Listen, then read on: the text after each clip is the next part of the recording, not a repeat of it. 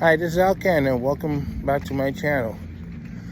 Before I start this video, I want to give an announcement and a shout out to the Jacksons. They had an Instagram post about the incident. They finally remembered the individual who was killed when he was a Michael Jackson performer. You gotta remember the Jacksons had lost 2 members of their family to homicides, and Michael Jackson's one of them. Unfortunately, this man has deteriorated over the years. In the last 10 years, he's in and out of trouble. That's why the 44 arrest. So they acknowledged it, and they felt the chokehold was unnecessary, but they're not using the terminology that other people are using, everything from race to lynching to murder. They're a little bit subdued, so shout out to them. Now the thing is, you gotta remember, we don't know exactly what happened because the train they were on don't have the cameras like the R211 to do now. That would have gave us a better idea how the situation started and ended and so on. Photos don't always give you the full story. Yes, it turns out there was a photo of the chokehold in progress. But like I said, we don't know exactly,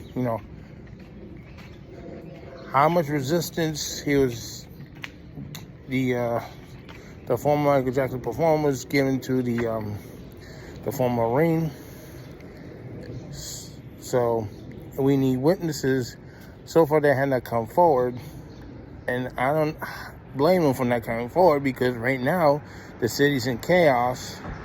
You have all these social warrior people causing all kinds of craziness. Last night was even worse than the other previous days and nights. They held a subway train hostage. That's what I'm going to call what it is. I don't consider this a protest. I consider this an occupying army trying to force their will on the city of New York and everyone else in it. So the thing is, the line involved was the F line. They stopped the train at 63rd Street and Lexington Avenue at an island platform with a Q train. So you had 2 services now out of commission while this so-called protest was going on. I don't consider it a protest. I consider this an occupying army trying to force their will on the people in New York. And the reason why they were doing that is that you're trying to put pressure on Alvin Bragg's, the Manhattan DA, and a future grand jury, which I don't know if they had been picked or not, but I'm sure they're seeing all this, trying to force their will on these folks to come up with a guilty charge. We don't know the full story of what's happening, and I don't know who's going to come forward when you have this media circus going on here. These folks are a bunch of soy-drinking numbnuts being disrupted, interfering with government services. They're getting worse and worse. I don't even remember if Mayor Eric Addams said anything to them to behave themselves. He had no problem saying that to the Trump supporters when Trump was being indicted. But it seems he has a problem here. Yes, and Kathy Hochul, of course, is no better. Al Sharpton and the Action Network are using inflammatory remarks, and they want their version of justice, even if the facts don't match what they're hoping to accomplish. They're using it as a race situation, but here's the facts. This line, the F line, has a history of problems. Long before this incident. This line, the last time it made headlines was when a motorman on this line, turns out he having some kind of meltdown of his own. He's getting fed up with all the problems on the line. because of crime problems, the homeless and so on. He's on his private Facebook and made comments about wishing the terrorists would do something to his passengers. So when somebody leaked that information out to New York City Transit, the Welcome Committee was waiting for him at Stillwell Avenue, and that was the end of his transit career as a motorman. He still has a job. I just don't know if he's retired since. But yes, the F line has to share a route with the E in Jamaica,